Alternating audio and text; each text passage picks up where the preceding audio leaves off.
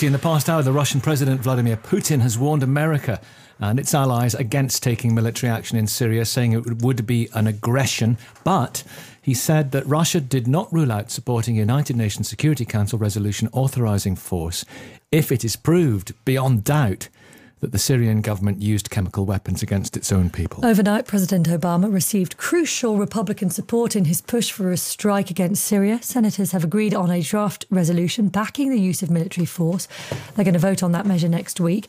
The US Secretary of State, John Kerry, told Congress, which is expected to vote next week, his country must stand up and act to punish President Assad's regime. But the ground troops would not be sent in. This is not the time for armchair isolationism. This is not the time to be spectators to slaughter. Neither our country nor our conscience can afford the cost of silence. We have spoken up against unspeakable horror many times in the past. Now we must stand up and act. And we must protect our security, protect our values, and lead the world with conviction that is clear about our responsibility. Well, President Obama will arrive in Stockholm later on his way to this week's G20 summit. He's going to discuss the growing refugee crisis there. And later today, it's the turn of French MPs to debate whether their country should be involved in military action. Axelle Lemaire is a French socialist MP. Good morning. Good morning. Do you feel that the French have been left somewhat isolated by President Obama retreating from what appeared to be a position of imminent military action in Syria? I don't see it as a retreat. I think it's pretty important that the American president decided to increase the democratic legitimacy of an intervention by asking Congress to vote on the question.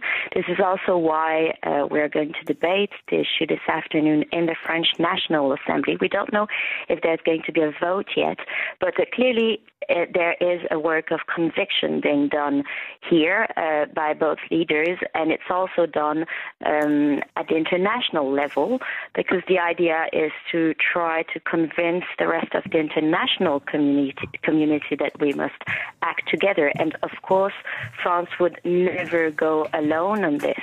Yeah. Would François Hollande be bound by that vote constitutionally?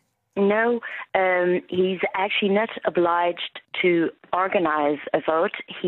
What the Constitution says is exactly the opposite. It says in case of military intervention, there is a debate with no vote. But institutions probably have to evolve. Maybe the level of democratic expectations is higher today than it was when the Constitution was initially drafted back in 1958. So I'm amongst those who believe that it would be good to have a vote, especially as public opinions do not seem to be fully convinced on the legitimacy of an intervention. Well, what about French politicians? Are they convinced? Is there broad agreement for this there? They're divided. There was a broad agreement, a broad consensus around an intervention in Mali a few months ago. Clearly, they are more divided, but it's difficult to say if this is for tactical, purely, political reasons.